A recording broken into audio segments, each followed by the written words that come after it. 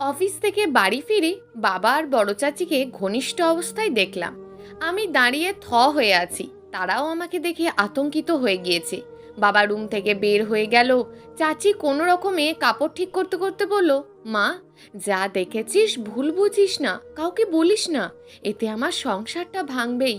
তোর বাবা মানুষটা ভালো না, সুযোগ পেলেই জোর করে আমার গায়ের সাথে ঠেসাঠেসি করে।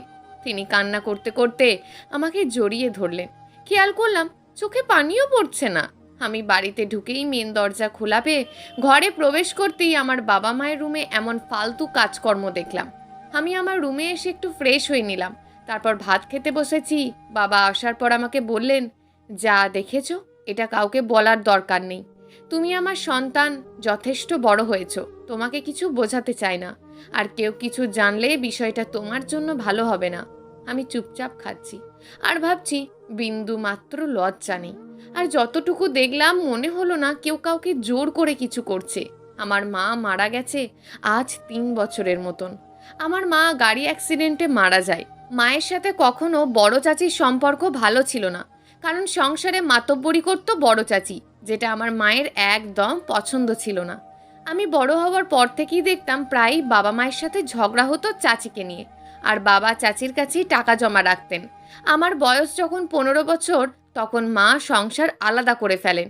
বড় চাচি আর আমরা একসাথে খেতাম, আমার দাদু সহ। দাদু খুব অসুস্থ ছিলেন। 5 বছর আলাদা খাওয়ার পর মা মারা গেলেন। আবার একসাথে হয়ে যায়। তখন বাবা ঠিক মতন বাজার করতেন না। দেখা যেত আমাদের ঘরে একটা মুরগি আনলে বড় চাচিদেরও জন্য আনতো, অথচ তারা কিছু আনলে আমাদের দিতেন না। ঘরের কোনো ডিসিশন নেওয়ার সময় বাবা বড় চাচির সাথেই আলাপ করতেন। আমার মা যেন দু চোখে বিষ ছিল, কোনো কিছুই শেয়ার করতেন না। আমার বাবা স্কুল শিক্ষক, কিন্তু তার নিজেরই শিক্ষার অভাব। বাবার মুখের ভাষা ভীষণ খারাপ ছিল। আমি বড় হওয়ার পরও উনি আমার গায়ে হাত তুলতে চাইতেন। মা মারা যাওয়ার পর আমি আরও একা হয়ে যাই, আর এই কারণে চাকরিতে ঢুকি। হাসপাতালের রিসেপশনে জব করতাম। পরিবার থেকেও কিছু বলতো না, বাবা অনুমতি দিয়েছিলেন। প্রতিদিন অফিস যাওয়ার সময় ভাত খেয়ে যাই আমি। আমার বাবা সকালে উঠেই বড় মার সাথে রান্নায় সাহায্য করতেন, গল্প করতেন। অথচ আমার মা থাকাকালীন আমার বাপ ভাত খেয়ে প্লেটটাও বেসিনে ধুতে নিয়ে যেত না। আমার বড় চাচা ছিল একটু সহজ সরল সাদাসিধে মানুষ, সবাই ঢিলা বলতো। উনি এত কিছু বুঝতেন না, বউ যা বলতো তাই শুনতো। উনি দুটো খাবার পেলেই খুশি থাকতেন। তিনি ক্ষেতখামারি করতেন, সেগুলো আবার আমার বাবা বিক্রি করতো। তিনি সহজ সরল ছিলেন, এজন্য সবাই ঠকাতো। আমার বেতনের টাকা আমি খরচ করতাম, কাউকে দিতাম না। আমি রিসেপশনে, চাকরির বেতন কম, 5,000 টাকা ছিল, সকাল 8টা থেকে বিকেল 4টে পর্যন্ত। আমার ভালো লাগতো, আমি করতাম। ইন্টারে ফেল করার পর পড়াশোনা আর করিনি। পড়ালেখার ইচ্ছে আমার কখনোই ছিল না। মা থাকতে যতটুকু পড়েছি। ইদানিং বাবা চাচির রং তামাশা দিন দিন বেড়েই চলছিল। বাবার কোথাও সেভিংস নাই, যা কামাই সব সংসারের পিছনে আর চাচির পিছনে খরচ করে ফেলতো। আমার চাচির বয়স 40, 3 সন্তানের জননী, এত রং তামাশা কোথা থেকে যে আসে। আমার মা মারা যাওয়ার পর আমার বাবার টাকায় ওনার বড় মেয়েকে বিবাহ দেন, আর মেজ মেয়ে হোস্টেলে থাকতো, আর ছোট মেয়ে বেশিরভাগ সময় নানার বাড়িতে থাকতো। নিজের জামাই রেখে আমার বাবার সাথে বাজারে ডাক্তারের কাছে যেত। আমার বাবার রুমে কোনো সময় নখ ছাড়াই ঢুকে যেত। বাবার সামনে ওনার গায়ের কাপড়ও ঠিক রাখতো না। একদিন বড় চাচিকে বলি, আপনি আর বাবা বিয়ে করে নেন, তাহলেই তো হয়। উনি কেঁদে কেটে এক অবস্থা করেন, বলে, আমার জামাই থাকতে তোর বাপের কাছে কেন বিয়ে বসবো? পারলে তো তোর বাপের আর একটা বিয়ে করা। যা তা অবস্থা ঘরের। তখন আমি আমার বান্ধবীদের কাছ থেকে পরামর্শ নিয়ে খবর ছেড়ে দিতাম, দেওয়ার মৃত্যু সমতুল্য এসব শোনাতাম। তখন উনি কিছু বলতো না, বলতো আওয়াজ কমিয়ে দিয়ে শোন, মাথা ব্যথা করছে। এরপর বাবাকে একদিন বলি, বাবা, আমার মা লাগবে, আপনি একটা বিয়ে করেন। আমার চাচি একদম রাগ হয়ে বলে, তুই বিয়ের উপযুক্ত মেয়ে, নিজের বিয়ে চিন্তা না করে বাপের বিয়ে চিন্তা করছোস? আমি বলি, আমাদের মাঝে কথা বলবেন না। আমার চাচি আমাকে বলে, দুধ কলা দিয়ে কালসাপ পুষেছি, এত সেবা যত্ন করি, আর আমাকে এসব বলস?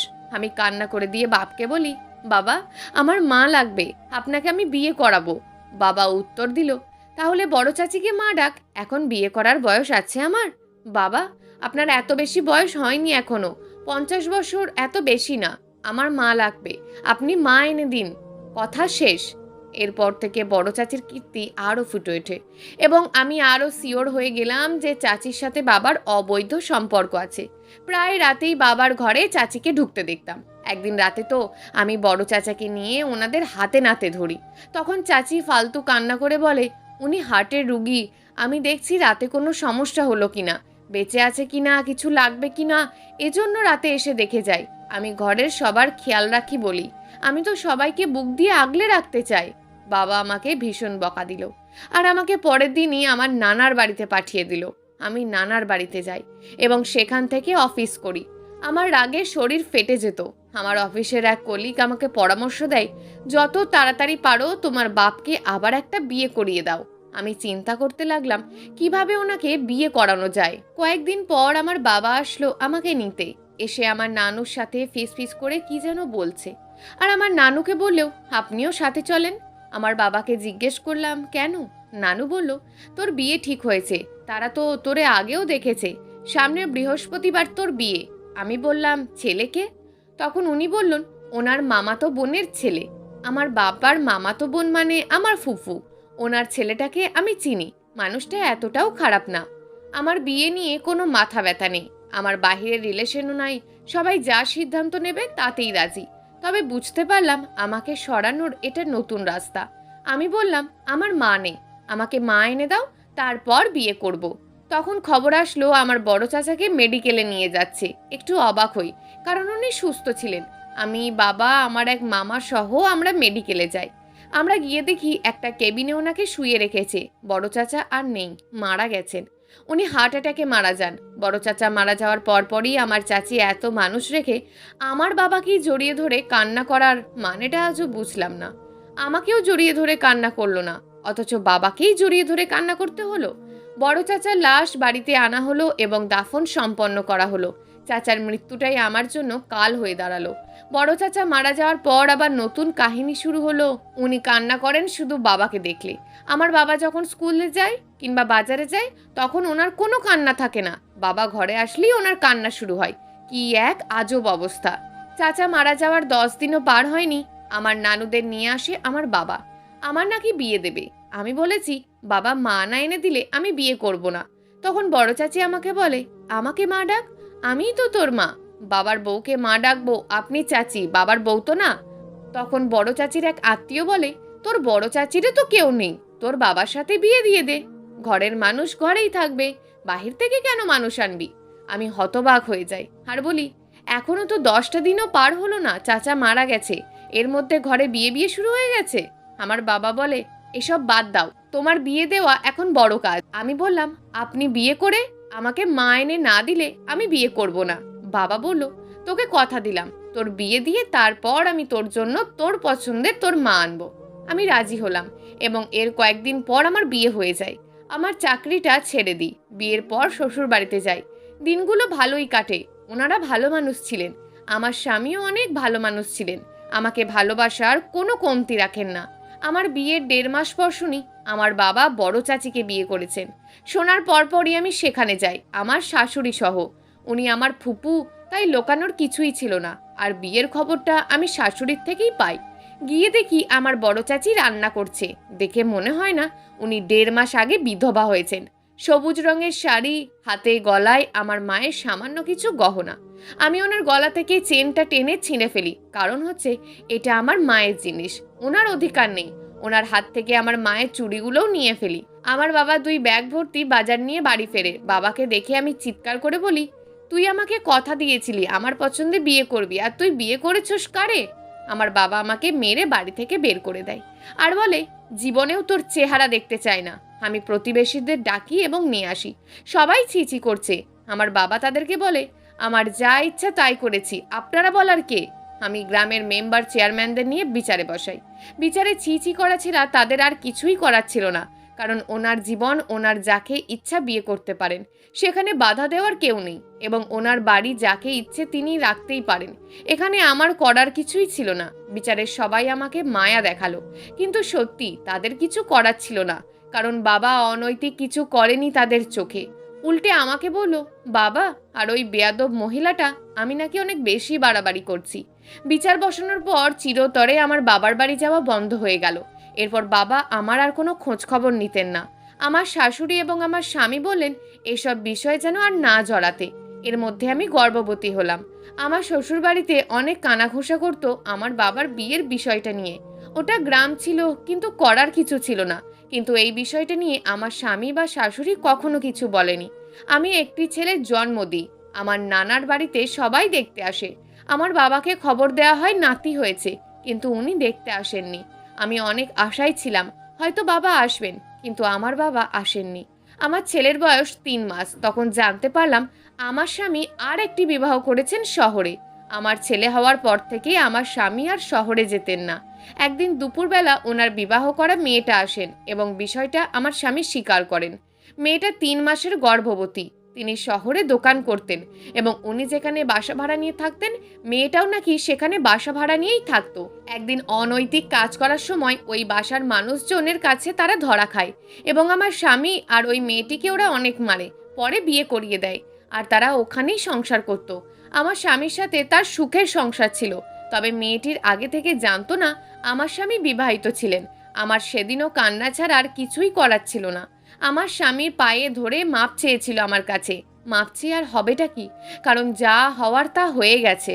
আর মেয়েটাকে ডিভোর্স দেওয়াও পসিবল না, কারণ মেয়েটা এখন গর্ভবতী। পুরুষ জাতিটার উপরই আমার ঘৃণা ধরে গেছে। মেয়েটাকে ঘরে ঢোকানো হলো। আমি আমার স্বামীকে রুম থেকে বের করে দিলাম এবং সেদিনের পর থেকে তারা আমার সাথে আর কথা হয়নি। পরের দিন আমি আমার সব কিছু নিয়ে নানার বাড়ি চলে আসি। আসার সময় আমার শাশুড়ি আমাকে বাধা দিয়েছে, আমার স্বামী সহ, কিন্তু আমি তাদের বাধা মানিনি। আসার সময় বলেছি আমার ছেলেটার দিকে নজর দিলে খুব ভয়ানক কিছু হবে। নানার বাড়িতে খবরটা আগেই চলে যায়। আমার নানু আমাকে জড়িয়ে ধরে বলে, আমি আছি নাতিন, তোর মা আজীবন কষ্ট সহ্য করেছে, সেই কষ্ট আমি সহ্য করতে দেব না তোরে। তোর মা কতবার চলে আসতে চেয়েছিল, কিন্তু আমি আসতে দিইনি। আজ আর আমার এই মায়াটা দুনিয়াতে নেই। আমার নানু আমাকে মাছ দিয়ে ভাত দিল। ভাত খেতে খেতে দেখলাম আমার নানু আমার ছেলেটার সাথে কথা বলছে আর আমার ছেলেটা ফ্যাল ফ্যাল করে হাসছে। তখন মনে মনে বলি আমার ছেলেটার জন্য আমি বাঁচবো। আমার বাপের খবরটা পাওয়ার পর আসেনি আমাদের দেখতে। আমার নানু যায় আমার বাপের কাছে। উল্টে আমার নানুকে আমার বাপে বলে ওর মতন মাইয়া মরে যাওয়াই ভালো। আমার চাচি বলে আমার সংসারে ভাঙন চেয়েছিল, ওপরবালা ওর সংসার ভেঙেছে। আমার নানু কাঁদতে কাঁদতে সেখান থেকে চলে আসেন। কয়েকদিন পর আমার শাশুড়ি আসেন আমাকে দেখতে। উনি আমাকে ধরে কান্না করে বলেন, আমি তোর শাশুড়ি হয়ে আসিনি, আসছি তোর ফুপু হয়ে তোরে দেখতে। আমাকে টাকা দেয় কিছু। আমি নিতে না চাইলে আমাকে জোর করে দিয়ে বলে, তোর ফুপু তোকে টাকা দিচ্ছে, আর টাকার কথা কেউ জানে না। আমার স্বামী আমাকে কয়েকবার নিতে আসে। উনি আসলেই আমি আমার ছেলেকে নিয়ে পালিয়ে আর এক ঘরে চলে যেতাম। এরপর থেকে ওনার সাথে আর কখনোই আমার কথা হয়নি। আমার পবিত্র ভালোবাসাটাকে সেখানেই আমি শেষ করে দিয়ে এসেছি। আমার শাশুড়ি মানে আমার ফুপু, ওনাকে এখন থেকে ফুপুই বলবো, শাশুড়ি না। উনি মাঝে মাঝে আসতেন, আমাকে টাকা পয়সা এবং যা লাগতো তাই দিয়ে যেতেন। এর মধ্যে আমার স্বামীর মেয়ে হয়, আমাদের ডিভোর্সও হয়নি তখনও। আমার ছেলেটার যখন 2 বছর বয়স, আমি নানুর কাছে আমার ছেলেকে রেখে একটা স্কুলে চাকরি নিই। বেতন ছিল 800 টাকা, আর গ্রামের বাচ্চাদের টিউশন করিয়ে বেশ কিছু টাকা ইনকাম করতাম। আমার ফুপু আমাকে মাসে যা পারতো দিত। জীবন জীবনের নিয়মে চলে যায়, সময় কারোর জন্য অপেক্ষা করে না। দেখতে দেখতে জীবন থেকে অনেকগুলো বছর কেটে যায়। আমার ছেলেটাকে স্কুলে দিই। আমি যে স্কুলে টিচারি করতাম সেই স্কুলেই ছেলেকে ভর্তি করাই। আমার জীবনের যত দুঃখ আমি আমার ছেলের দিকে তাকিয়েই সব ভুলে যাই।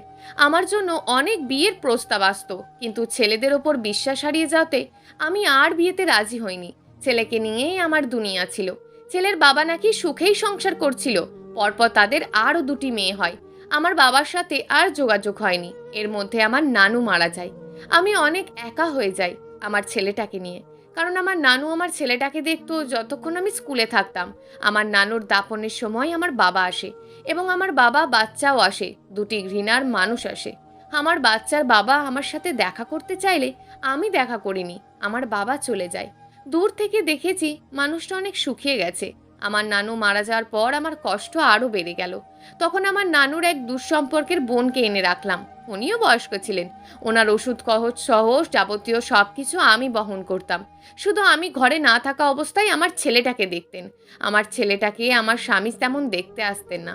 বছরে 1বার বা 2বার আসলে কিছু দিলে আমি নিতাম না, আমি পরের দিন মানুষ দিয়ে পাঠিয়ে দিতাম। আমার ইগোটা ছিল চরম মাত্রায়। আমার ছেলে যখন এসএসসি পরীক্ষা দেবে, তখন একদিন আমার বাবা আমাকে খবর দিলেন উনি অসুস্থ, বিছানায় পড়ে গেছেন।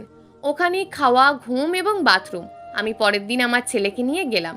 গিয়ে অবাক, বাবার কি অবস্থা হয়েছে! শুকিয়ে একদম কাঠ। কাচারি ঘরে শুয়ে আছেন, কাচির এক সাইডে ওনাকে রেখেছেন এবং ওনার শরীর থেকে মলমূত্রের গন্ধ, খারাপ অবস্থা, মারা যাওয়ার অবস্থা। আমি আমার ছেলে বাবাকে কোনো রকম গোসল করিয়ে হাসপাতালে নিয়ে গেলাম এবং সেখানে 7 দিন রাখলাম। তখন আমার ছেলের এসএসসি পরীক্ষা। বেচারা ভালো করে পড়তেও পারেনি, কারণ তখন ঘরের সব কাজ সে করত, আমার সাথে রাতে হাসপাতালে থাকতো এবং আমার জন্য ভাতও নিয়ে আসতো। আমার ছেলেটা আমার বাপ ছিলেন, আমাকে কন্যার মতন আগলে রাখতো। গর্বে বুক ফুলে যেত আমার। আমার জীবনটা সার্থক মনে হতো। বাবা মেডিকেলে 7 দিন ছিলেন। এই 7 দিনে ওনাকে কেউ দেখতে আসেননি, ওনার বিয়ে করা বউটাও না। বাবা সুস্থ হয়ে যাওয়ার পরে বললেন আমাকে অনেক মারতো, খেতে দিত না, চিকিৎসাও করাতো না। আমার জায়গা সম্পদ সব লিখে নিয়েছে। আমি মা, শূন্য হাতে তোর কাছে আসছি, আমাকে মাফ করে দিস। আমি বাবাকে আমার বাড়িতে নিয়ে আসলাম। আমি নানির ঘরেই থাকতাম, নানির ঘরটাই আমার বাড়ি। আমার ফুপু চিকিৎসার অর্ধেক টাকা দিয়েছেন। বাবা একটু সুস্থ হওয়ার পর কোর্টে মামলা করলেন সম্পদ ফিরে পাওয়ার জন্য। বাবা অযথাই মামলা করেছেন, কারণ বাবার সম্পদ ওনার রেজিস্ট্রি করে দিয়েছেন এবং তিনি ওনার নামই নামজারি করে ফেলেছেন। সেটা আর ফিরে পাওয়া পসিবল না। অযথা মামলা করে টাকা নষ্ট। এমনিতেই আমার অনেক পরিশ্রমের টাকা, তার মধ্যে মামলার টাকা দেওয়া আমার পক্ষে সম্ভব না। আর দেশে তো কোর্টের দেওয়ালেও টাকা খায়। যাক, সে বিষয়ে কিছু বলতে চাই না। আমার ছেলেকে এর মধ্যে কলেজে ভর্তি করিয়েছি। সে গ্রামের ছোট ছেলে মেয়েদের পড়াতো। সেখান থেকে মোটামুটি তার পকেট খরচ, খাতা কলম উঠে যেত। এর মধ্যে আমার ফুপুর স্বামী মারা যায়। উনি মেডিকেলে চিকিৎসাধীন অবস্থায় মারা যায়। আমি আমার ছেলেকে নিয়ে মেডিকেলে দেখে আসি। আমি ওদের বাড়িতে যেতে চাই না, তাই মেডিকেলে আমার ছেলের বাবা ও তার বউয়ের সাথে দেখা হয়। আমার ছেলের বাবা তার ছেলেকে জড়িয়ে ধরে কান্না করে। আমাকে জড়িয়ে ধরতে চাইলে আমি বলি গায়ে হাত দেবেন না, দূরে থাকুন। এটা বলে আমি এক সাইডে আমার ফুপার লাশটা দেখে চলে আসি। আমি একাই চলে আসি। আমার ছেলেকে বলেছি লাশের পাশে বসতে, মা ভাত নিয়ে অপেক্ষা করবে। আমি চলে আসি আমার বাড়িতে। আমার বাবা হাঁটতে পারে না, এজন্য যেতে পারেনি। আমার বাবা তার কর্মকাণ্ডের জন্য খুব অনুতপ্ত। আমি বাবাকে বললাম, অনুতপ্ত হয়ে আর লাভ কি, যা হওয়ার হয়েছে। মামলার পিছনে আর দৌড়াদৌড়ি করে লাভ নেই। আপনি হাঁটতে পারেন না, অযথা আমার ছেলেরই কষ্ট। আমি বাবাকে ভাত খাইয়ে দিলাম। আমার ছেলে গোসল করে বলল, মা ভাত দাও, আমি সারাদিন কিচ্ছু খাইনি। আমি বললাম, খাওনি কেন? মা তুমি বলেছো যে ভাত নিয়ে অপেক্ষা করবে, এই জন্য। আমি ছেলেকে ভাত দিলাম খেতে। আমার ছেলে ভাত খেতে খেতে আমায় বলল, আজকে আমাকে বাবা থাকতে অনেক জোর করেছে, আমি থাকিনি, কালকে আবার যেতে বলেছে। পরের দিন আমি স্কুলে গেলাম না। আমি ফুপুদের বাড়িতে ভাত পাঠাবো 20 জনের, এজন্য আর যাইনি। আমি দুপুরের আগে রান্না করে ছেলেকে পাঠিয়েছি, আমি যাইনি। আমার যাওয়ার ইচ্ছেও নেই। এর মধ্যে শুনি আমার ছেলেকে তার দাদা কিছু জায়গা জমিন লিখে দিয়ে গেছে। এটা নিয়ে আমার ছেলের বাবা ও তার বউ অনেক ঝামেলা করছে। আমি তখন বিষয়টা নিয়ে কিছু কথা বলি না, চুপ থাকি, কারণ এটা আমার ছেলের হক। আমার ছেলে জোর করে আদায় করেনি, তার দাদা তাকে লিখে দিয়েছে। দেখতে দেখতে 2 বছর পার হয়ে গেল। আমার ছেলে এসএসসি পাস করে স্কলারশিপ পেল জার্মানিতে। স্কলারশিপ পেলেও অনেক খরচের ব্যাপার, এত টাকা দেওয়া পসিবল ছিল না আমার দ্বারা। তখন আমার ফুপু নিজের গয়না বিক্রি করে 1 লাখ টাকা দেয়, আর আমি কিস্তি, লোন ধার করে ছেলেকে জার্মানিতে পাঠাই। আমি সব সময় চেয়েছি আমার ছেলেটি একটি সুন্দর জীবন পাক। আমার ছেলেকে জার্মানিতে যাওয়ার আগে ফুটপাত থেকে কিছু সস্তা জামা কাপড় কিনে দিয়েছি। আমার অবস্থা ছিল না এর বেশি, এজন্য। আমার ছেলে বিদেশে যাওয়ার দিন সকালে রওনা হয়। আমিও এয়ারপোর্টের সাথে যাই। দীর্ঘ 4 ঘন্টা বাসে করে গিয়ে বিমানবন্দরের রাস্তায় নামি। সেখান থেকে আমি আমার ছেলে 45 মিনিট হেঁটে এয়ারপোর্টের ভিতরে প্রবেশ করি। এয়ারপোর্টের সড়কে লোকাল বাসগুলো প্রবেশ করে না। আমার কাছে টাকা ছিল না একটা রিজার্ভ গাড়ি নেওয়ার। সেদিন অনেক কেঁদেছি আমি। আমার ছেলে বিমানবন্দরের ইমিগ্রেশনের ভেতরে ঢুকে যায়, আর আমি 45 মিনিট হেঁটে তারপর বাসে উঠে বাড়ি চলে আসি। বাড়ি এসে দেখি আমার বাবা নাতির জন্য একদম অসুস্থ হয়ে যায়। কাপড়ে চোপড়ে মল মূত্র ত্যাগ করে ফেলেছে। সেগুলো পরিষ্কার করে গোসল করে এসে ভাত খাইয়ে দিই বাবাকে। আমার খাওয়ার জন্য আর ভাত ছিল না। পরদিন আমার স্কুলের এক টিচার আমাকে 100 টাকা দেয়। সেটা দিয়ে চাল কিনি আর বাজারে গিয়ে একটা দোকানদারকে জিজ্ঞেস করি আমার ছেলে ফোন করেছে কিনা। তখন বলে সকালে করেছে, সে পৌঁছেছে। আমি দোকানদারকে 20 টাকা দিই, কারণ তখন ফোন করলে দুদিক থেকেই টাকা কাটে। আর বলি ফোন করলে দয়া করে বলবেন, আমি আপনাকে টাকা দিয়ে দেব। সে বলে অবশ্যই বলবো। আমি যথারীতি পরিশ্রম বাড়িয়ে দিই, কারণ স্কুলের টাকা দিয়ে লোন পরিশোধ করা যাবে না। আমি স্কুল থেকে এসে রাত 8টা পর্যন্ত বাচ্চাদের পড়াতাম। আমার ছেলের জন্য কলিজা ছিঁড়ে যেত। কি অবস্থায় আছে, কি খাচ্ছে না খাচ্ছে, আমি দিন রাত আমার ছেলের জন্য দোয়া করতাম। আমার ছেলে বিদেশে যাওয়ার 7 মাস পর আমার ব্যাংকে 15,000 টাকা পাঠায়। আমি মোবাইলে ছেলেকে বলি, বাবারে টাকা কেন পাঠিয়েছিস? তোমার খরচ আছে না? মাকে টাকা দিতে হবে না? তুমি তো নিজের খরচ নিজেই চালাও। ছেলে আমাকে বলে, মা আমি পার্ট টাইম চাকরিতে ঢুকেছি, আমি যা পারবো পাঠাবো, তুমি নিজেও অভাবে আছো। আমি আমার ছেলেকে বলি, বাবা আমার জন্য চিন্তা করো না, তুমি অচিন দেশে আছো, তোমার চিন্তা তুমি করো। মোবাইলে বেশি কথা বলতে পারতাম না, কারণ দুদিক থেকেই অনেক টাকা কাটতো। আমার ছেলে বিদেশ যাওয়ার 3 বছর পর আমার বাবা মারা যায়। আমার বাবার মৃত্যুর খবরে ওনার তথাকথিত বউ দেখতেও আসেনি। পরে আমার নানার বাড়িতেই আমার মায়ের পাশে আমার বাবাকে দাফন করি। বাবা মারা যাওয়ার পর আমি একা হয়ে যাই। আমার স্কুলের প্রধান শিক্ষকের পদটা পাই আমি। দেখতে দেখতে জীবন থেকে 7 বছর পার হয়ে যায়। আমার ছেলে জার্মানিতে চাকরি পায় একটা ভালো কোম্পানিতে। 7 বছর পর আমার ছেলে দেশে আসে। আমার ছেলে অনেক বড় হয়ে যায়। চেহারা দেখলে বোঝা যায় আমার ছেলে আর ছোট নেই।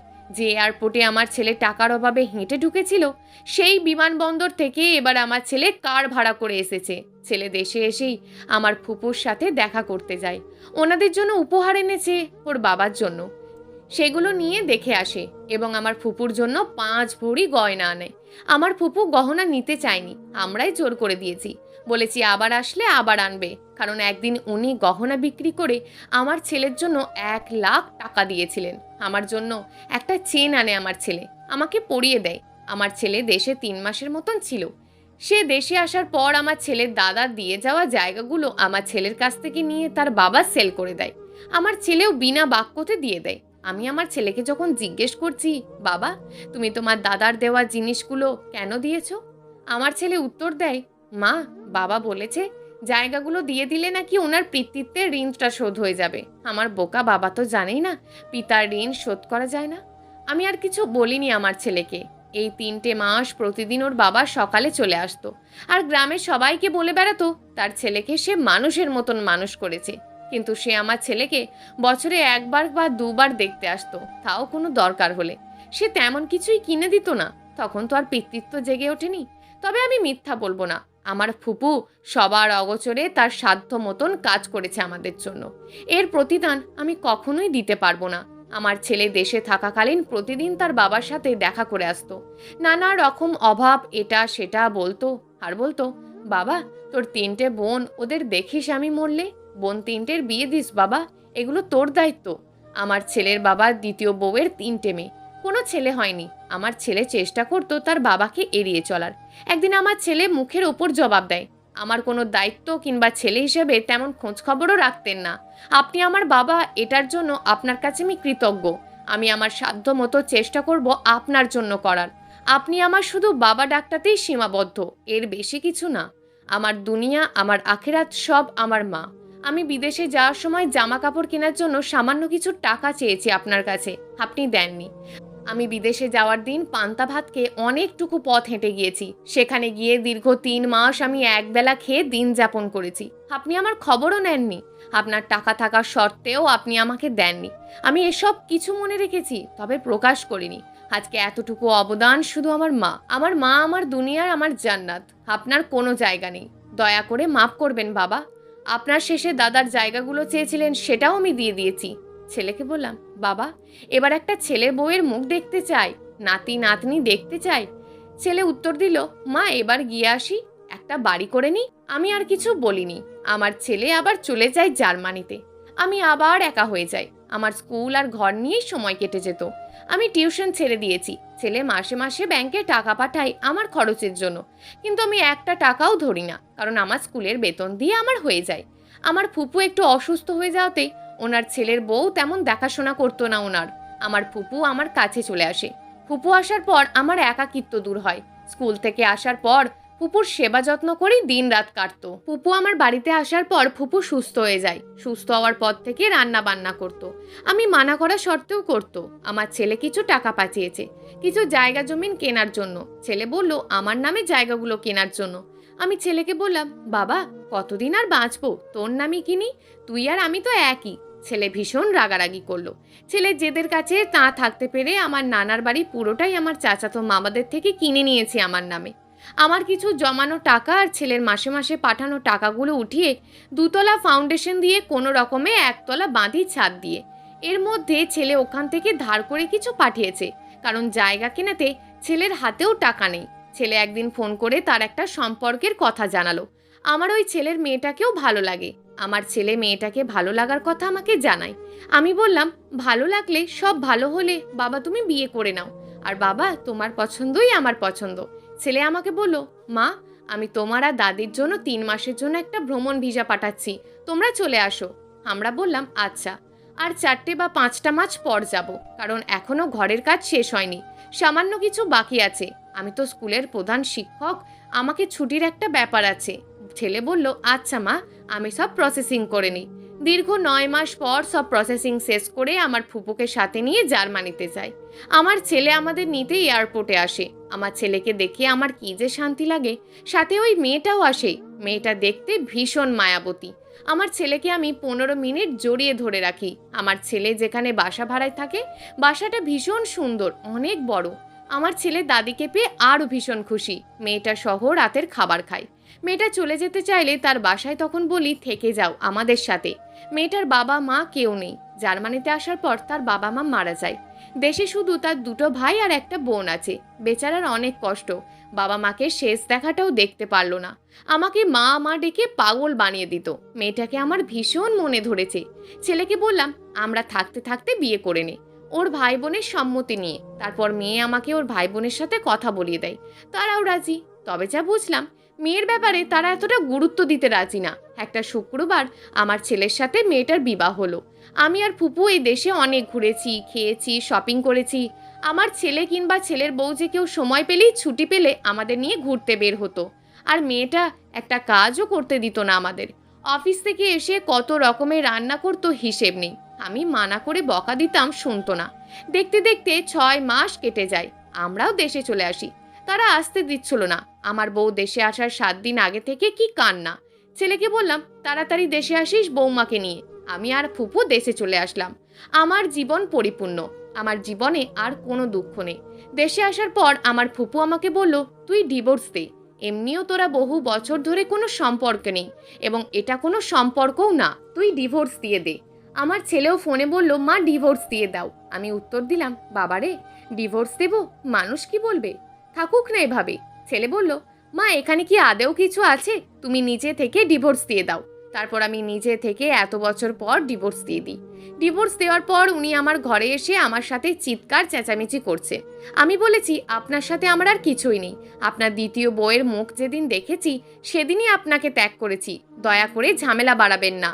ওনার কন্যারা এসে ওনাকে নিয়ে যায়। তারা অবশ্য খুশি হয়েছে ডিভোর্স হতে, কারণ যতটুকু সম্পদ আছে ততটুকু থেকে আমাকে আর ভাগ দিতে হবে না।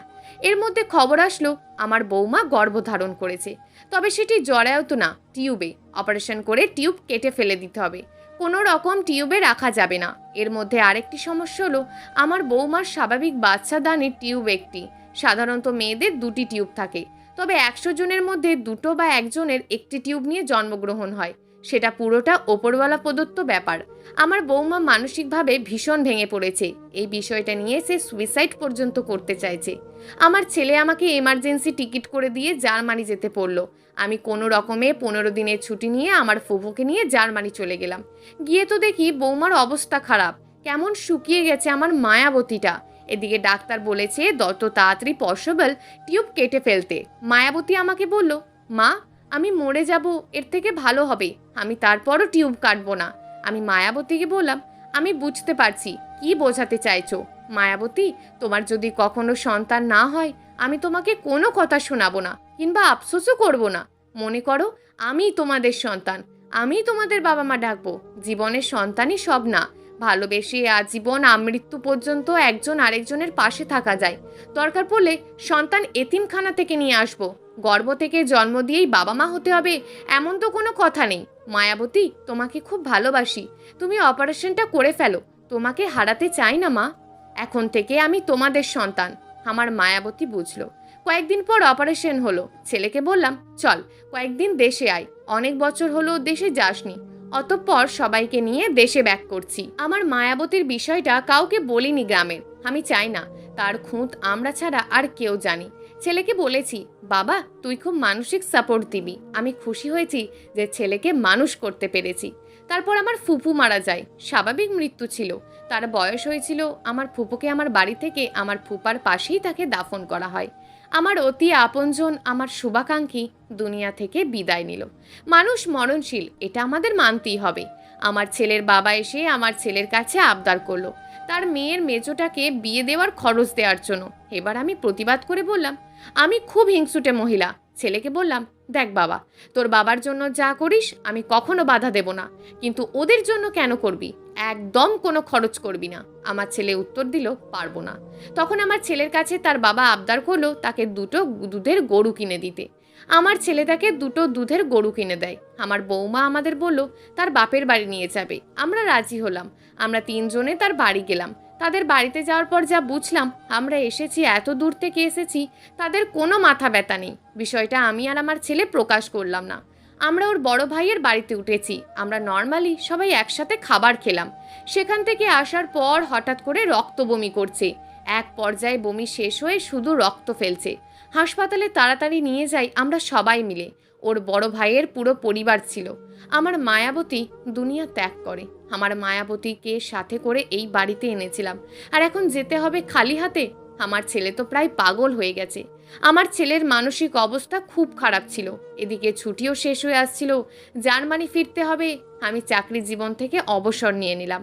আমার স্কুল আমাকে ছাড়তে চায়নি, কিন্তু ছেলের সাথে জার্মানি যাব, সেখানেই থাকবো। কারণ আমার ছেলেকে আমি একা ছাড়তে চাই না। আমার ছেলে ছাড়া আমার এই পৃথিবীতে আর কেউ নেই। এর মধ্যে খবর আসলো আমার বড় চাচি খুব অসুস্থ। তিনি খুব জটিল রোগে আক্রান্ত হয়েছে। তার ছোট মেয়ে আর জামাই সহ তাকে ঘর থেকে বের করে দিয়েছে, কারণ তার মল মূত্রর গন্ধে নাকি তারা থাকতে পারে না। আমি আর যাইনি। একটা পর্যায়ে গিয়ে, একটা বয়সে গিয়ে মানুষ অতি শত্রুর প্রতিও আর শত্রুতা কিংবা ঘৃণা কাজ করে না। আমি আমার ছেলেকে নিয়ে জার্মানি চলে যাই। সেখানে গিয়ে আমার ছেলে বলল, মা এই ঘরটাতে আমার দম বন্ধ হয়ে আসছে। সারা ঘরে শুধু ওর স্মৃতি। রাতে আমি আমার ছেলের সাথে ঘুমাতাম। আমার ছেলে খাটে ঘুমাতো, আমি নিচে বিছানা করে ঘুমাতাম। আমার ছেলে অফিসে যাওয়ার সময় তার পিছে পিছে রেল স্টেশন পর্যন্ত যেতাম। ছেলে মানা করলে বলতাম, একটু হেঁটে আসা হলো, এজন্য যাই।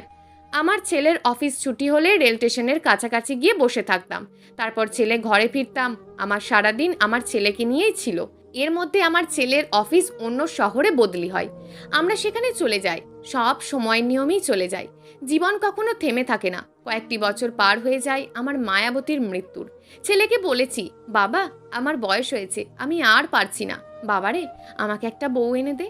আমি আজীবন একা ছিলাম, আমাকে আর একা রাখিস না। আমার ছেলে বিয়ের জন্য রাজি হলো। এরপর প্রবাসী এক বাঙালি মেয়েকে বিয়ে হয় আমার ছেলের।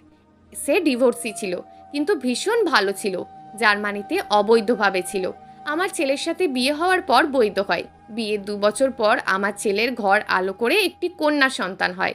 আমি ছেলেকে বললাম, বাবারে, অনেক বছর তো এদেশে থাকলাম, এবার আমি দেশে যাব। তুই বৌমা আর নাতি নিয়ে থাক, আমার এখানে আর ভালো লাগে না। অতঃপর আমি দেশে চলে আসি। দেশে আসার পর আমার এক মামাতো বোনকে সাথে রাখলাম, কারণ আমি একা মানুষ, এই জন্য। আমি দেশে আসার পর আবার স্কুল জয়েন হওয়ার জন্য আবেদন করেছি এবং বলেছি এমনিই পড়াতে চাই, আমাকে কোনো বেতন দিতে হবে না। স্কুল কমিটি আমাকে সাদরে গ্রহণ করেছে এবং আমাকে প্রতি মাসে একটা সম্মানই দেয়। আমার বড় চাচির খুব করুণ অবস্থা হয়েছে শুনেছি। সে মারা যাওয়ার সময় পানিও পায়নি এমন শুনেছি। এর মধ্যে আবার আমার আরেকটি নাতি হয়। বাজারে সাজারে রাস্তাঘাটে আমার ছেলের বাবার সাথে প্রায় সময় দেখা হয়। আগে উনি আমাকে দেখলে এড়িয়ে যেত, কিন্তু এখন আমার সাথে কথা বলে, আমার খবরাখবর নেয়। আমার হাতে কিছু থাকলে সেটা বহন করে এগিয়ে দিতে চায়। আমি কিছু বলি না, পাত্তাও দিই না। আমার ছেলের বউ তার মেয়েকে নিয়ে দেশে এসেছে, আর ছোট ছেলেটাকে আমার কাছে রেখে গেছে। সে মাত্র 2 দিন দেশে ছিল। নাতনিটাকে আমার কাছে দিয়ে চলে যায়। বলে, মা আপনার নাতনিকে আপনি মানুষ করেন। আমরা পারবো না, আপনার একাকিত্ব কাটবে। আমি অবাক হলাম। আমি নাতনিকে রাখতে চাইলাম না, কিন্তু বৌমা জোর করে রেখে গেছে। আমি নাতনিকে স্কুলে ভর্তি করে দিয়েছি। একসাথে যাই, একসাথে আসি। মাঝে মাঝে নাতনির মাঝে নিজেকে খুঁজে পাই। নাতনি আমাকে দাদু ডাকা বাদ দিয়ে মা ডাকা শুরু করেছে। জীবন আমার এভাবেই কাটছে। জীবনে আমি সফল। আমার জীবনই এখনো সমাপ্ত হয়নি। দোয়া করবেন, মিথ্যে দুনিয়াতে যতদিন বেঁচে আছি ওপরওয়ালা যেন আমাকে সুস্থ রাখেন। প্রিয় দর্শক, এই গল্পটা আপনাদের কেমন লাগলো তা অবশ্যই একটি কমেন্ট করবেন। আর যদি গল্পটা আপনাদের ভালো লেগে থাকে তাহলে ভিডিওটিতে একটি লাইক করে দেবেন। এই ধরনের ভিন্ন স্বাদের গল্প শোনার জন্য চ্যানেলটিকে অবশ্যই সাবস্ক্রাইব করে আমাদের সঙ্গে যুক্ত থাকুন।